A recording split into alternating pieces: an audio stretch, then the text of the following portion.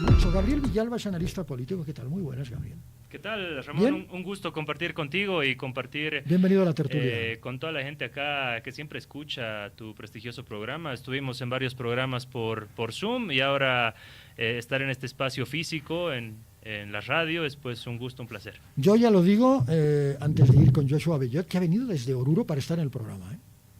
No, a mí me miente. Yo creo que ha venido por lo del gran poder. Aquí, sí.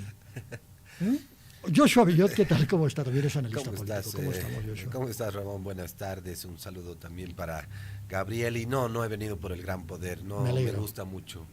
Además, ¿no le gusta? No me gusta mucho. A mí sí. Es una imitación del carnaval de Oruro. Así Uy, que no. no. No. Ahora nos van a caer. No, por Dios. Cuidado. Además, el otro. Dos orureños tienes acá, ojo, ¿no? Joshua, supongo, orureño. Yo también soy orureño, nací... Pero no tiene nada que ver. Tengo razón. Tiene que ver eso porque para los orureños nos ofende el gran poder en virtud de que trata de parecerse a... No, por favor, esto es un escándalo. O sea, vamos a ver. ¿Ustedes consideran que Oruro no puede... Solamente tiene que ser Oruro? No se puede... No, que a cada festividad hay que darle su lugar. Por eso se llama Gran Poder. ¿Sí? Por eso el Gran Poder está un escaño debajo del Carnaval de Oruro. Y eso hay que reconocerlo abiertamente, ¿no? Creo que en eso coincidimos con Joshua. Bueno, Oruro ha sido nombrado obra maestra del patrimonio oral e intangible de la humanidad. ¿El Gran Poder? No. Ninguno más. ¿No? Madre mía. Oruro es el único que tiene ese título. No vamos a desconocer, nos gusta el gran poder, a la mayoría le gusta el gran poder, pero obviamente es una imitación del carnaval de Oruro. Está el carnaval de Oruro y un escaño abajo el gran poder, chutillos y todas las demás fiestas y festividades y demostraciones folclóricas de nuestro país que por supuesto las queremos, respetamos, admiramos, pero siempre dándole su lugar al majestuoso carnaval de Oruro. Pero no tiene nada de malo decir que es una imitación, ¿no? ¿O sí? No, usted hágase responsable de sus palabras. Vamos a tener aquí a los... ¿Cómo se llama? Fraternos. Los fraternos aquí en la puerta en 5 minutos incendiándonos la radio. Espero que no. No, hay libertad de expresión, ¿no? Todavía. ¿Sí, no? Ojalá.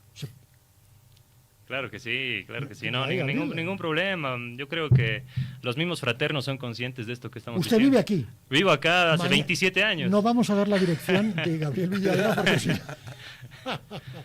Bueno, y seguramente en Oruro, hijos ilustres ustedes, después de esta declaración de amor. No creo.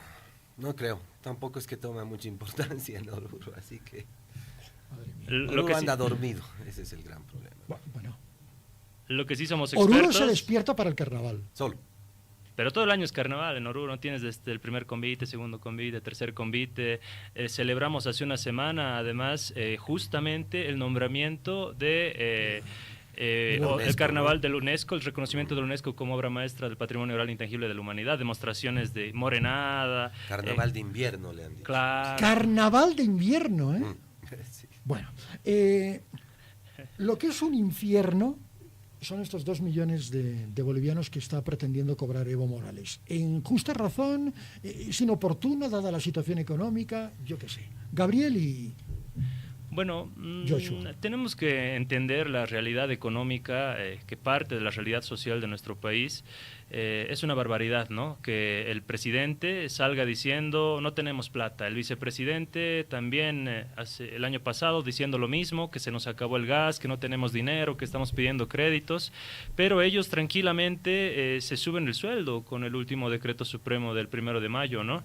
Es verdaderamente un insulto a todo el pueblo boliviano que te digan no hay plata, no hay gas, pero ellos tranquilamente se suben el sueldo. Podrían haber renunciado a ello, ¿no? Decir, teniendo en cuenta que vivimos en una situación económica crítica que nosotros mismos lo reconocemos, entonces, los sueldos a partir de 8,000 para abajo se incrementa el salario y el resto queda en status quo. Yo creo que nadie se hubiera ofendido con relación a ello, ¿no? Ahora bien, el ámbito de la jurisdicción, si quieres, constitucional o la jurisdicción del ámbito de la justicia ordinaria de nuestro país, te abre también la perspectiva para pedir indemnizaciones, ¿no? La normativa está totalmente amparada para pedir indemnizaciones con relación a derechos que tú hubieras considerado vulnerados o afectados, y no es ningún escándalo, ¿no? La propia, si revisamos, por ejemplo, el ámbito de la Corte Interamericana de Derechos Humanos, también fija esta clase de compensaciones económicas como sanciones a los estados cuando vulneran derechos humanos de particulares, digamos, ¿no? Entonces, son cifras que se manejan generalmente en el ámbito judicial, pero que obviamente, entendiendo la realidad económica, nos parecen exorbitantes. Claro, porque es que hay una cosa que es lo judicial, que ese argumento se lo puedo comprar yo, Gabriel, y otra cosa es lo moral. Moral es, en este caso, ¿no? Es decir, a ver, quien habla de vulneración de derechos políticos ha vulnerado los derechos políticos durante su gobierno. Esta es una realidad. ¿Cuántas personas represaliadas políticamente se fueron del país y aún continúan fuera del país? Más de un centenar. Más de un centenar de personas. ¿Están pidiendo un resarcimiento por sus derechos políticos vulnerados? No digo que no tenga derecho a cobrarlo. Y además hay otra cosa que se llama el don de la oportunidad. Es oportuno que en un momento de crisis, que él mismo ha criticado, empiece a reclamar 2 millones. Joshua. Sí, Ramón, a ver, yo no sé si es oportuno precisamente, ¿no? Pero yo creo que esta es una declaración totalmente planificada, ¿no? Oh, claro. El MAS nos tiene ya desde hace muchos años en ese tren de cosas, ¿no? O sea, en el momento menos esperado es que emiten una declaración. Ya nos están de este escribiendo, tipo, ¿no? un momentito, que escribe los fraternas. Todo rumbo a Radio Compañía. No, te decía que en realidad planifican muy bien el movimiento al socialismo, ¿no? La idea, creo yo, es que hayan temas de los cuales uno pueda hablar, ¿no? Y a uno le da rabia, se indigna como lo acaban de hacer, ¿no? Y creo que caemos en su trampa. Eso es lo que ellos quieren. ¿A que nos indignemos? Momento. Sí, por supuesto, porque en vez de que estemos hablando de la economía, de los dólares que faltan o de muchos problemas que hay en Bolivia, nos las pasamos hablando de estas estupideces en realidad, ¿no? Hombre. Mira, yo no sé, en términos jurídicos probablemente sí uno pueda pedir una justa compensación por derechos vulnerados, pero todos sabemos pues lo que ha ocurrido el 2019, el fraude electoral y todo esto, ¿no? Entonces, sabes, yo antes, a mí antes me daba rabia, luego me daba risa todo ese tipo de declaraciones, y ahora pues ya realmente intento ni escuchar ese tipo de declaraciones, ¿no? Y no es siquiera por la crisis económica, porque en realidad si ahora estamos hablando de 2 millones, si nos ponemos a contar los casos de corrupción del movimiento al socialismo durante todos estos años, sobrepasará ese monto por 4.000, digamos, ¿no? Habría que multiplicar ese monto por 4.000. No, simplemente echarle un vistazo al fondo indígena, nada más. El fondo indígena, el mismo este satélite que no sirve para nada y que además de aquí a 2 años muere, ¿no? Hay que tener otro satélite. Que tenía un súper sobreprecio, todo el negocio del litio, espero que el Mutún sirva, no sé, o sea, realmente no alcanzan los dedos, obviamente, para mencionar los casos de corrupción, y además el descaro de las autoridades, ¿no? Tú sabes que de un tiempo a esta parte, en realidad, cuando hacían algo malo, básicamente se reían y encima todo el mundo festejaba a la autoridad, ¿no?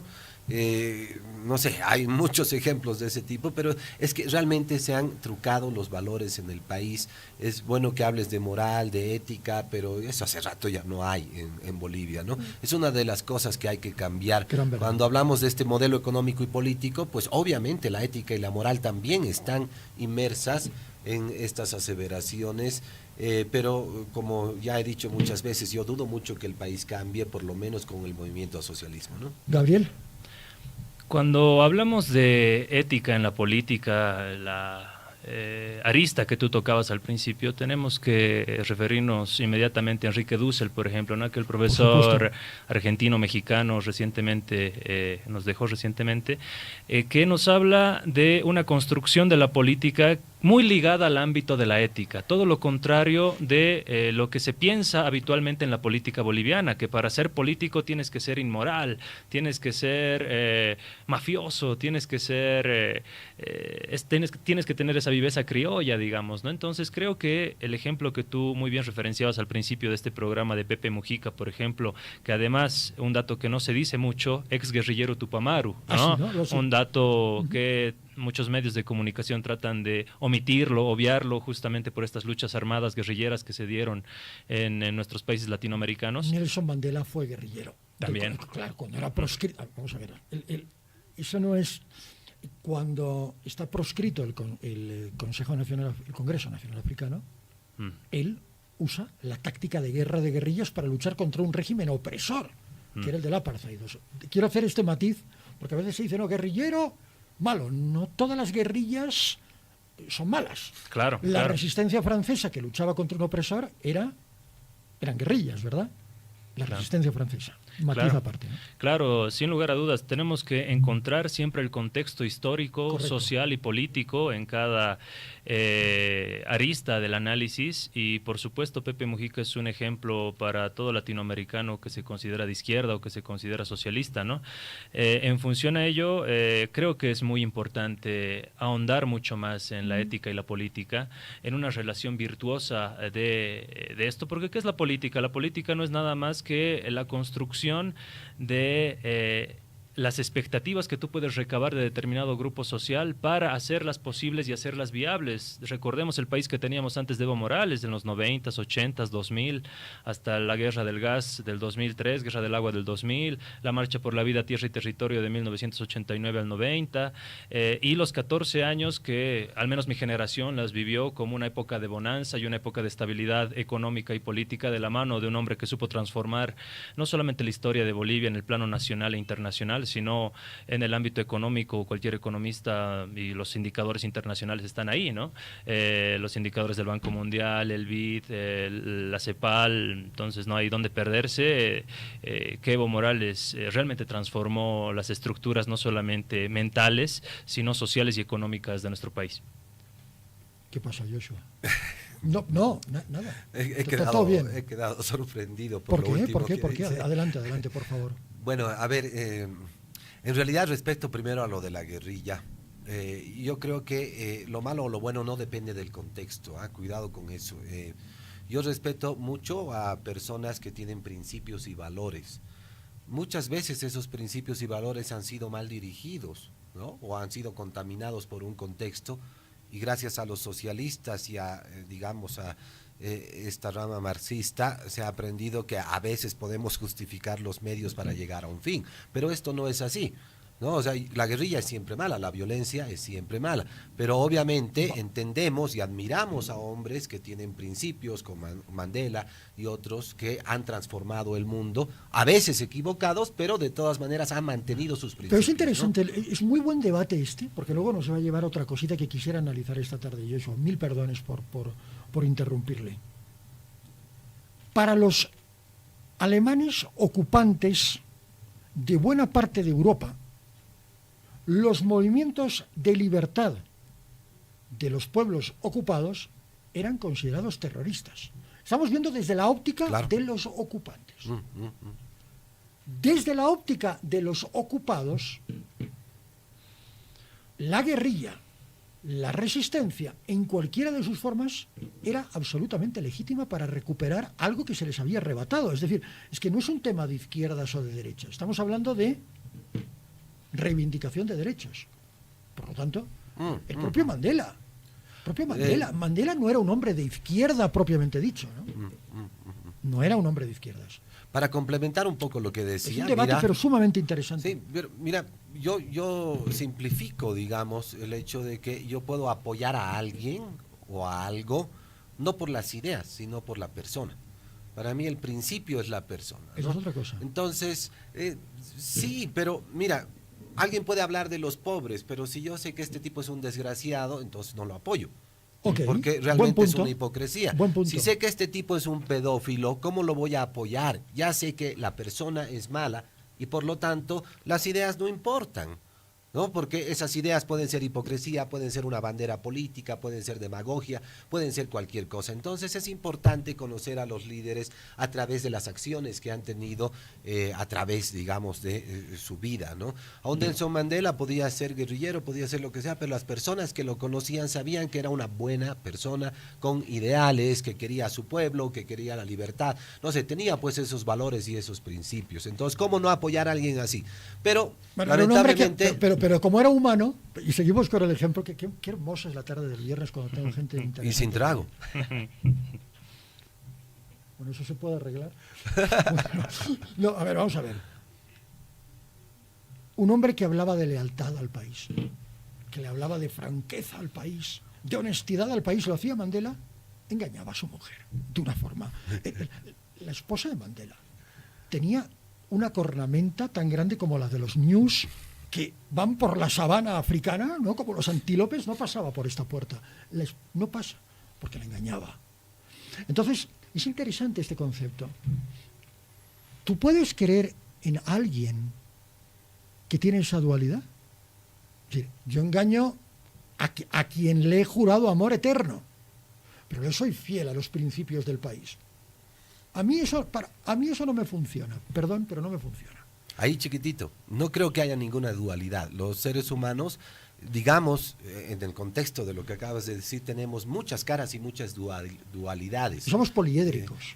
Sí, entonces, yo no sé, pueden haber mujeres que tengan 3 hombres, pueden haber hombres que tengan 3 mujeres, eso no te define como persona, ¿no? A veces, pues, la carne, como dicen, puede ser débil, pero lo importante es que tus actos de vida realmente no, digamos, no hay una contradicción mayor entre tus ideales, ¿no? Gabriel, yo a veces veo... Es discutible, pero bueno. Yo a veces veo, y me he vuelto bastante escéptico con el paso de los años. ¿Será que me estoy haciendo viejo y no pasa nada? Yo a veces veo una pareja, chicos que están en la calle enamoradísimos, de la mano, besuqueándose, buscando un rincón oscuro para llegar a segunda base, etcétera. Y les digo, ostras, ¿cuál de los dos va a ser el primero en traicionar al otro? Lo mismo me pregunto cuando yo veo de la mano a Evo Morales y a Luis Arce Catacora enamorando y declarándose un amor eterno. Aquí está el mejor ministro de Economía en toda Latinoamérica, en la historia del continente.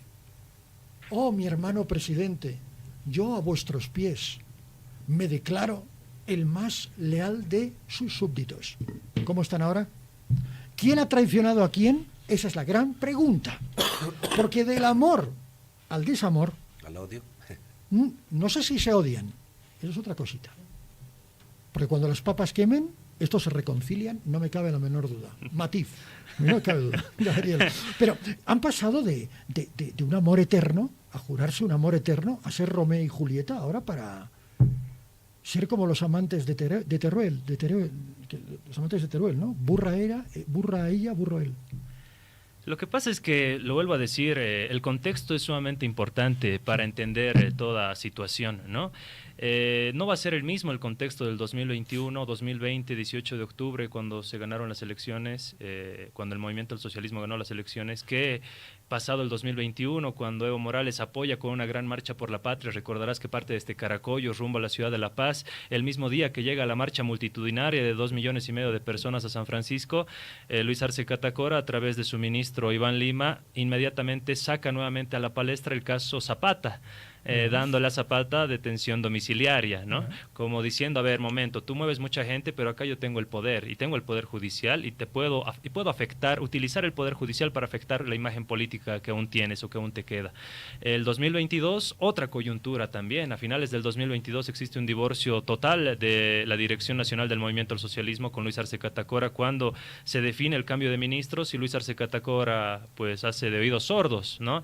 Otra coyuntura el 2023 y otra coyuntura coyuntura del 2024. Cuando hablábamos de la violencia, por ejemplo, ¿no? Muchas personas que igual que Joshua, quizá compañeros, amigos de colegio, de la universidad, que los conozco, tienen este mismo mantra, no, toda violencia es mala, yo soy pacifista, yo soy buen tipo, la violencia es mala, pero la violencia fue buena el 2019 porque lo sacaron al indio, ¿no? Sí, ahí sí, estaba bien porque lo hemos sacado finalmente a Evo, ¿no?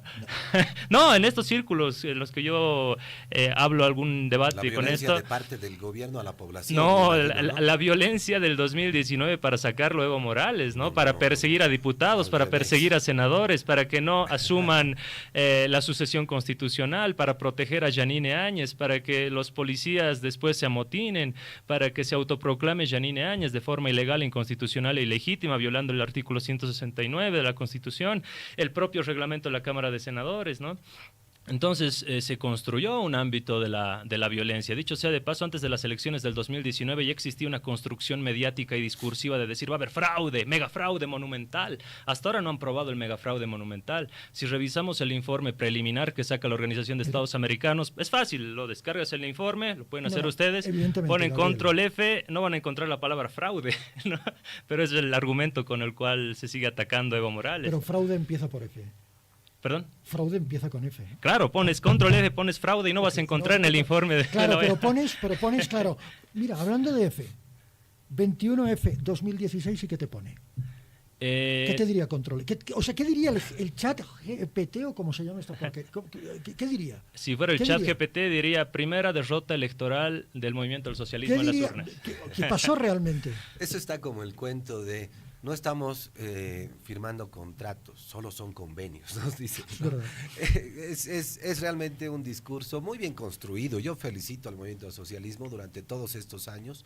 Ha tenido una muy buena política comunicacional.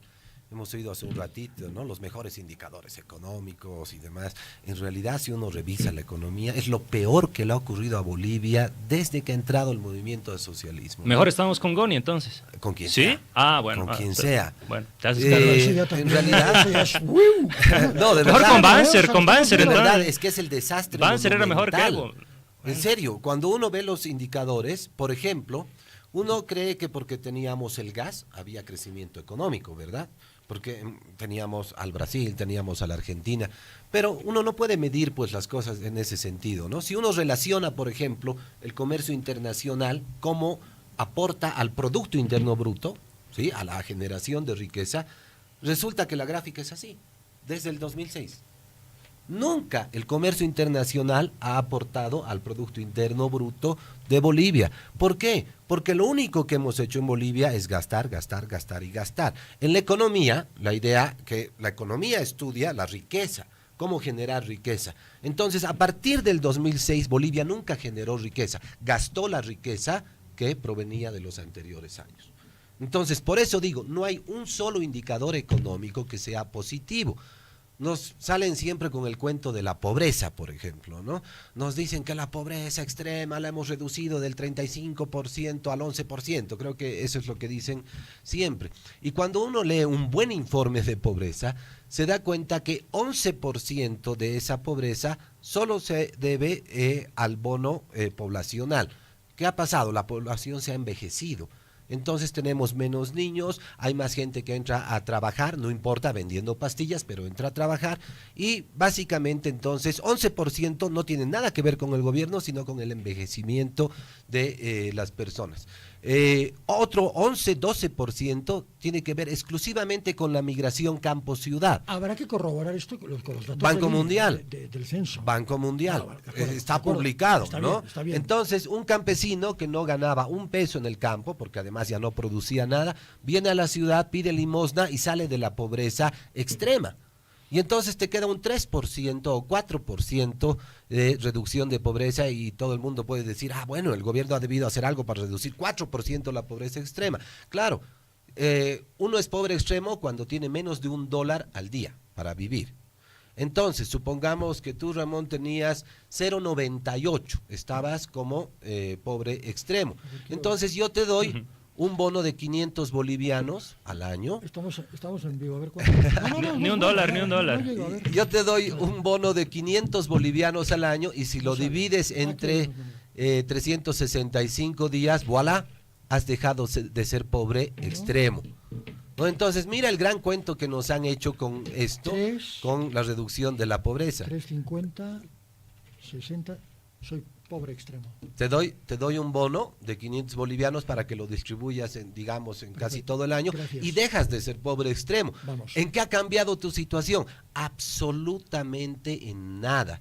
En realidad, el país sí ha tenido un cambio estructural. Ahora ya no podemos producir como producíamos antes porque hemos matado las instituciones, hemos matado la economía, hay menos empresas en el país, por eso hay menos empleo, por eso la informalidad ha crecido, por eso la pobreza ha crecido y por eso las diferencias entre pobres y ricos también, porque este modelo, con esto termino, solo ha privilegiado a una oligarquía, ¿no? A los que nos gobiernan y a sus amigos. Los demás, el 95% de la gente ha sido totalmente olvidado. Ha tomado nota como en el colegio. Gabriel, es joven, Sí. pero muy bien, me gusta eso.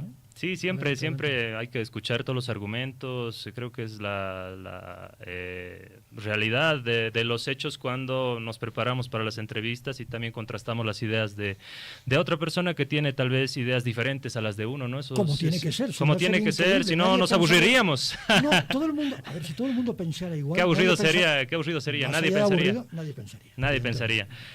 Cuando Joshua dice la riqueza viene de anteriores gobiernos, ¿no? Por eso tomaba nota textual de sus palabras.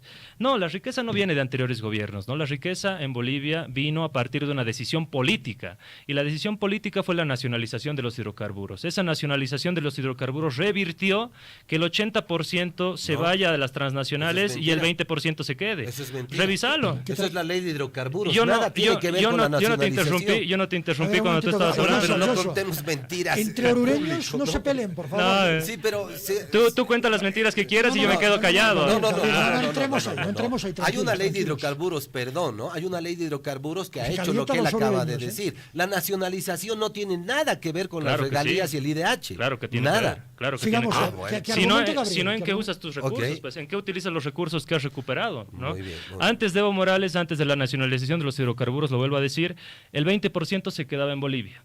El 80% se iba con las empresas transnacionales sobre pretexto de exploración, perforaciones que realizaban, las inversiones que ellos decían que realizaban en el país. Incluso Gonzalo Sánchez de Lozada se llegó a ir del país, fugó del país, ya que pretendía que en boca de pozo, ¿no? Recordarán muy bien la gente que estudió aquella época la situación económica del país. En boca de pozo decía que los hidrocarburos dejaban de ser del pueblo boliviano. Claro, cuando está ahí dentro de la tierra es de los bolivianos, decían. Cuando ya está en boca de pozo ya deja de ser de los bolivianos porque ya hay una empresa transnacional que ya la está explotando, se ha tomado el tiempo, ha invertido, entonces eso se tiene que exportar vía puertos chilenos hasta Estados Unidos, ¿no? Por eso se terminó yendo fundamentalmente Gonzalo Sánchez de Lozada, más allá de la guerra del gas. La guerra del gas de hecho se originó por ello, ¿no?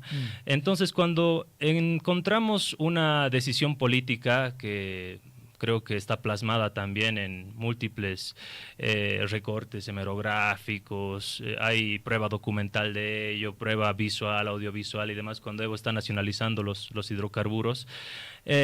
Lo hizo, dicho sea de paso, de la mano de aquel entonces el ejército boliviano, ¿no? Que tuvo un compromiso también patriota en intervenir las plantas que teníamos en nuestro país y establecer la nacionalización de los hidrocarburos. Obviamente se pagó millones, como dijeron hace algún tiempo, pero si comparamos lo que se pagó a las empresas transnacionales con lo que ganamos en esos 14 años de nacionalización, pues por todo lado salió ganando el Estado boliviano, ¿no? Hablo de la administración de Evo Morales porque con relación a todo lo que dijo Joshua, comparto abiertamente ello. Entiendo que así está manejando la economía, pero en la administración de Luis Arce Catacora, que hay que partir aguas, ¿no? Hay un discurso hegemónico que trata de meter en la misma bolsa la administración de Evo Morales con la administración de Luis Arce Catacora y decir, sí, los masistas son lo mismo, la era del masismo, el masismo y tal, no importa los 14 años de Evo con los 4 años de Luis Arce, hay que meterlos a todos en la misma bolsa y destruirlos, 18. ¿no? Claro, se habla de los 18 años, ¿no? Entonces Entonces, cuando digo que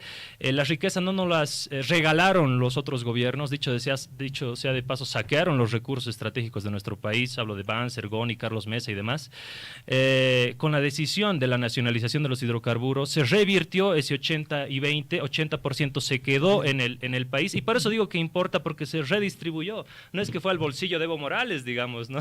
No es que fue al bolsillo de Carlos Mesa o de cualquier otro presidente como pasaba antes. De ahí salen los bonos, por ejemplo, del Juancito Pinto, que tanto ha sido criticado. Dicen, Juancito Pinto, un bono, ¿para qué sirve? Pues, ¿qué ha cambiado la realidad de Bolivia?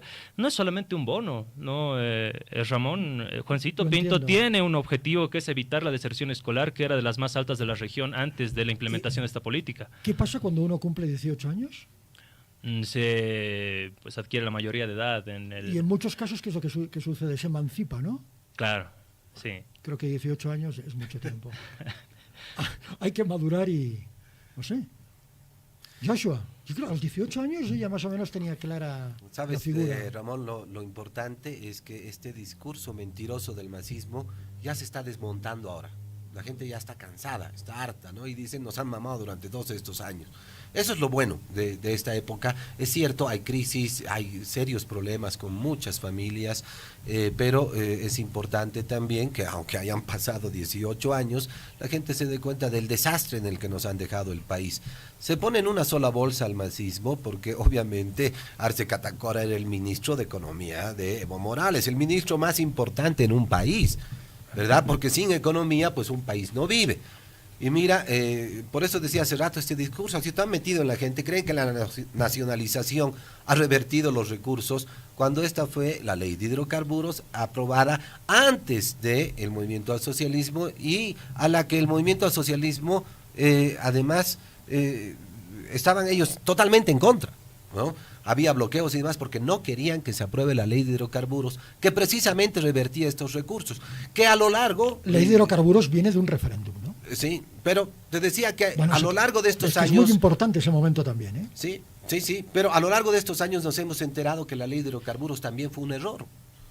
Porque la ley de hidrocarburos no permitió invertir. Por eso Evo Morales no invirtió nada en exploración durante todo ese tiempo, por eso no tenemos gas en este momento. Por eso no hay exploración. Y claro, lo malo, en realidad, la nacionalización era la cereza en la torta. Eso empeoró las cosas, porque en este caso, cuando se dijo nacionalización, YPFB se encargó de toda la cadena productiva. Entonces, ninguna transnacional podía hacer nada sola, porque obviamente siguen todas las transnacionales, sino tenía que pedirle permiso a YPFB. Por eso ya se han ido algunas, por eso los pozos han quedado abandonados. Y otras se irán. Claro, muy pronto, porque no hay gas, ¿no? Entonces, miren, no podemos decir que esta política ha sido un éxito si ahora no tenemos gas. O sea, eso debe quedar claro, ¿no? Para rebatir este argumento de Joshua, y luego son las 6:45, quiero plantearles otro tema muy rápido. Adelante, claro. Por favor. No lo refuto. La gente está cansada, dijo Joshua Bellot acá. Efectivamente, la gente está cansada del gobierno de Luis Arce Catacora, pero si le preguntas a la casera, a la gente, la economía de a pie, que no se mide en ceros y unos, ¿cómo era tu vida antes con Evo? Te dice, estábamos mejor con Evo. Con Evo estábamos bien. Yo esto también lo he escuchado. Entonces, la gente está cansada de Luis Arce Catacora. Ojo, no está cansada de Evo Morales. De hecho, la gente quiere que Evo vuelva, ¿no? Mucha gente, no diré el 100% de los bolivianos, seguramente el 50%, 60%. ¿Él quiere volver? Bueno, si te preguntas más pelota. Si lo dice todo momento que quiere volver. Claro, tiene que volver. No solo que quiere volver, lo desea. Tiene que volver para que todo ¿Usted surja. Lo desea? Sí, yo deseo que Evo Morales vuelva. Joshua, pequeña ¿usted también lo desea? ¿O? No, por favor, yo no. Tanto como desearlo, no sé, pero... No, por favor, no. A ver, nunca hubo auge en Bolivia. Cuando uno se saca la lotería, entonces lo que hace, tiene dos opciones, ¿no? Una, que les ha ocurrido a muchas personas, entonces se pone a farrear de fiesta, a gastar, se compra ropa, le va muy bien. Gran poder. Exacto. Carnaval y entonces, eso genera, sí, eso genera actividad económica. Y entonces todo el mundo dice, como todo el mundo vende y no hay empresas, no hay producción, dice, hay venta, joven, sí, estamos bien, te dicen, ¿no? Entonces, claro, hemos vivido vendiendo bien todo este tiempo, la actividad económica era interesante y todo el mundo dijo, esto es auge. El otro día, justo que hablábamos contigo, yo te dije, eso no es auge, ¿verdad? O sea, en realidad cuando uno produce y regenera el valor, entonces eso es realmente auge. Este tipo que se ha sacado la lotería debería invertir. y debería reproducir el valor. Se sacó la lotería $100 y entonces en un año este señor tenía $200. Eso es realmente auge y eso es lo que nunca se hizo en Bolivia. Entonces le tocó a Evo Morales, claro, hay que tener suerte para todo en la vida. Con Evo recién apareció el petróleo, con Evo recién apareció el gas. El Goni no tenía gas, no tenía hidrocarburos, el Carlos Mesa tampoco, Banzer tampoco. Pero le han dejado todo, le han dejado contratos, le han dejado reservas, no sé si entonces, tu argumento ¿por qué era no lo hicieron ellos? ellos? ¿Por qué no lo hicieron ellos y lo tuvo que hacer el mágico Evo Morales? No, lo han hecho, totalmente. Lo único que hizo Evo era sentarse y dejar que se venda el gas por los gasoductos, ya estaba todo hecho. Lo que sí hizo Evo fue despilfarrar y derrochar el dinero de los bolivianos. Se invirtió $18,000 millones en empresas públicas que no sirven para nada. Han tenido pérdidas acumuladas por más de $5,000 millones. Hemos tenido déficit fiscal acumulado por $25,000 millones. O sea, fuera de la plata del gas, no conformes con eso, han ido por este dinero, se han prestado del exterior y claro, por los dólares de las personas también no nos pueden devolver ahora los dólares que están en el sistema financiero. Bueno, mejor dicho, que se lo ha gastado el gobierno, han deteriorado todas las reservas de gas. Mira, probablemente el gas nos aguante hasta el 2027. La proyección era hasta el 2029. Ahora es hasta el 2027. Entonces han depredado con todo. Claro. Y ahora hallar respuestas a esto. Me encantaría que pueda volver Evo Morales a ver si arregla algo de todo el desastre que ha hecho. No sabemos. No sé. De momento tendrían que ir a las elecciones primarias bueno. y ayer el Procurador General ha dicho que Evo no puede, no está habilitado, ¿eh?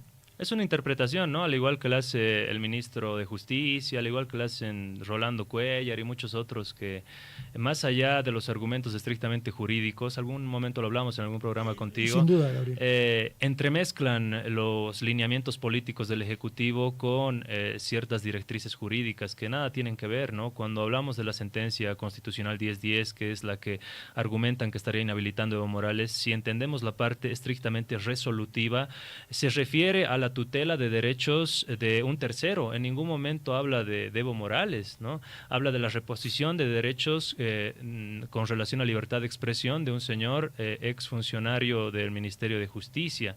No te dice que está resolviendo que Evo Morales nunca más sea candidato de Bolivia, digamos, ¿no? A la presidencia de Bolivia. Se ha apresurado él. Claro. Y se han apresurado también desde algunos sectores, digamos, conservadores, ¿no? Que es ahí a donde quiero llegar cuando faltan 6 minutos para las 6 de la tarde. ¿Estos sectores conservadores se pueden considerar como la nueva derecha a la que hace alusión en algún momento el presidente Luis Arce Joshua? ¿Tenemos una nueva derecha en el país? Yo la verdad no lo sé. Mira, Ramón, la ideologización me parece muy tonta, ¿no? El categorizar a alguien que de derecha, de izquierda, realmente no me interesa mucho, porque en realidad el común de la gente, yo diría el 95% de la gente, no tiene ni idea de qué es derecha y qué es izquierda. Tú le preguntas a un masista qué es socialismo, no tiene ni la más remota idea de qué es el socialismo. Bueno, depende también, ¿no? De quién. Bueno, pero digamos más del 90%, estoy seguro. O sea, realmente no tienen idea de lo que hablan. Cuando te tildan de derecha, pues ¿qué es el socialismo? tampoco Porque tienen. ha dicho usted que desea que vuelva Evo Morales, no hace falta ser demasiado inteligente para ser. Evo Morales nunca fue socialista, por si acaso, y sus políticas peor. A ver. Bueno, el socialismo es una ideología política tendiente a justamente el incremento de la riqueza en un país para la redistribución equitativa de los recursos. Si nos vamos al socialismo científico, digamos, de Marx y Engels, vamos a encontrar ahí muchas más nociones, si quieres, teóricas, pero fundamentalmente es una ideología tendiente a el ámbito social, al ámbito de instaurar, pues, en las grandes mayorías populares una calidad de vida de la mano de la justicia social, fundamentalmente ello, ¿no? Muy a lo contrario de, por ejemplo, una monarquía o cualquier otro sistema de gobierno cuya riqueza se concentra en un pequeño cúmulo de gente muy privilegiada, llámese burgueses, llámese familia real, llámese otros pequeños grupos oligárquicos de la sociedad. No sé si acaba de definir lo que está pasando, lo que ha pasado en 18 años. Una autarquía, un líder y un montón de gente, una corte a su alrededor.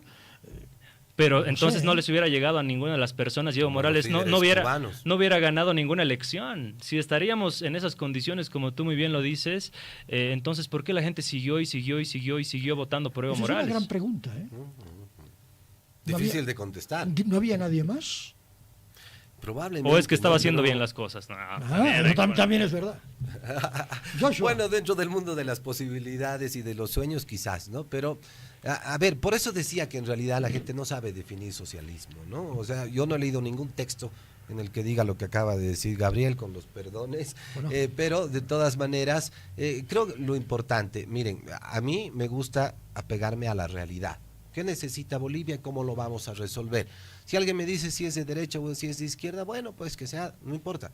La ideología en estos casos no importa. Entonces, lo que necesita Bolivia ahora es cambiar estructuralmente su economía. ¿Por qué? Porque son muy poquitos los que aportan al valor, a la producción, al empleo.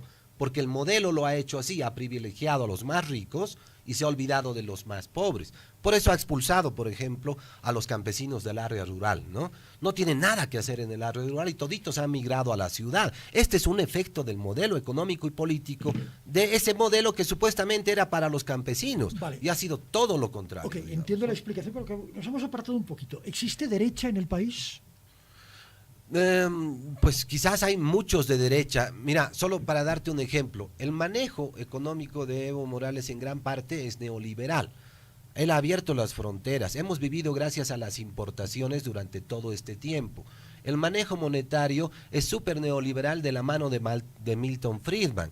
Siempre han incrementado la base monetaria de acuerdo a la producción, de acuerdo a lo que te dice la teoría cuantitativa del dinero, así, estrictamente. Entonces tiene muchas cosas muy neoliberales, muy de mercado, pero tienen esa, no sé si tara, digamos, de la redistribución de pobreza. Ah, no, riqueza, dicen, no, pero en realidad es pobreza, porque ¿qué ha pasado? El Estado se lo ha gastado todo, lo ha malinvertido, lo ha derrochado, no hay ningún buen resultado de ese dinero y las sobritas te ha intentado repartir, digamos. Ese ha sido el modelo. Gabriel, ¿hay derecha en el país ya para ir cerrando?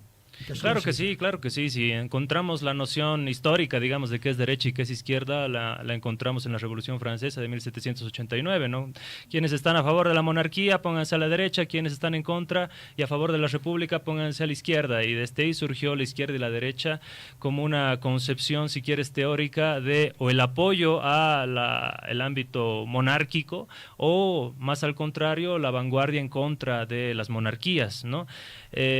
Por supuesto que existe una derecha en el país que ostenta estos valores del neoliberalismo, que ostenta aún valores racistas, clasistas, discriminadores, que aún no pueden entender que un hombre de pueblo como Evo Morales haya transformado cuantitativa y cualitativamente a Bolivia, y para ellos tiene que seguir gobernando alguien que ha estudiado en Harvard, alguien que ha estudiado en Estados Unidos, como Tuto Quiroga, como Gonzalo Sánchez de Lozada en la Universidad Mayor de San Andrés. ¿Y tú puedes gobernar? ¿Y tú? ¿Dónde has estudiado? En Oruro, en la UTO. Bueno. ¿Pero tú puedes gobernar? Claro que ¿Tienes ese derecho? Tengo derecho. ¿Y por qué Evo Morales sigue queriendo gobernar? Porque él también tiene el derecho de hacerlo, ¿o no? Ah, de por vida.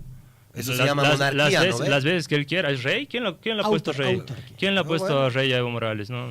Exacto. Nadie. Entonces, Evo Morales ha ganado todas sus elecciones por voto popular. ¿O es que ha entrado con el ejército y ha dicho acá, yo soy el presidente por 14 años? Eso no lo cuestiona nadie, ¿no?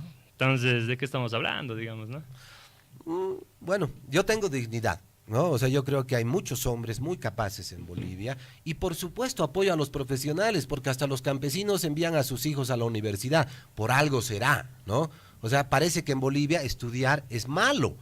Por eso defienden a Evo Morales y dicen... Yo no había dicho eso. Claro que sí, porque justifican y dicen, no quieren que un campesino que no ha estudiado creo que haga transformaciones. No, sí. Es que es el discurso masista de siempre, es un discurso discriminador hacia los profesionales especialmente. Por eso la educación está por los suelos en Bolivia. ¿Quién quiere estudiar? Estamos entrando en otro jardín. Es que hemos hablado de los valores, nuevamente los momentos. Se han retrucado los valores. Nuevamente los momentos y nuevamente la coyuntura, ¿no? El corrupto hoy en día es bueno, ¿o no? Le aplauden. Ahí está el alcalde o el gobernador de Potosí. No es que sea bueno, sino que... No es que sea bueno, sino que tú dices qué vivo es. No lo estás calificando como bueno o malo. No estás, por supuesto, estoy siendo irónico, ¿no? Estoy siendo irónico. Lo sé. Pero es casi en así. En Bolivia se premian más vivo. Pero es un tema cultural. No creo. Necesariamente al más no, capaz. es un tema político, ¿no? Es un tema comunicacional político. Y por supuesto, además de dependencia. Porque todos aplauden al jefe corrupto porque su pega depende de ellos. Entonces, el gobierno y el Estado ha cooptado tanto la vida de los ciudadanos, de las regiones y de las instituciones, que tú no tienes libertad. Entonces, si tu jefe es pedófilo o corrupto, tienes que hacerle así, porque dependes de él, tu familia depende de él. Entonces hemos llegado, digamos, a quitar la dignidad de los bolivianos. Y eso es lo que ahora se está recuperando gracias a esta crisis que ha sido provocada por los mismos gobernantes. Gabriel, cerramos, 30 segundos cada uno más. Nuevamente volvemos al ámbito de los contextos históricos y políticos, ¿no? En un mismo contexto histórico y político tuvimos de presidente a Tuto Quiroga, que estudió en Estados Unidos. Tuvimos de presidente a Gonzalo Sánchez de Lozada, que también estudió en Estados Unidos, hablaba mejor el inglés que el castellano. Y tuvimos a Evo Morales en ese mismo periodo de tiempo, ¿no? ¿Y cuál fue Carlos Mesa no lo nombra, qué raro. Carlos Mesa fue presidente producto de la renuncia o la fuga de Gonzalo Sánchez de Lozada. Nunca fue presidente por elección de voto popular, ¿no? Por eso no lo nombro. Bien. Entonces, en un mismo contexto, Tuto también se muere Banzer y asume, digamos, claro, ¿no? Es casi lo mismo. Pero hablamos de un mismo contexto. Bueno, lo metamos a Carlos Mesa más. En un mismo contexto, en un mismo... Ya tenemos a los 4 mosqueteros. Tenemos a los 4.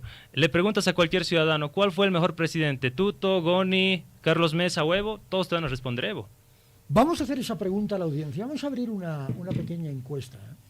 A ver, ¿cuáles son? A ver. Son Tuto, Goni, Carlos Mesa, Evo Morales. ¿Cuál es el mejor de los 4? ¿Cuál es el mejor de los 4? ¿Cuál que responda la gente. A ver qué dice la gente.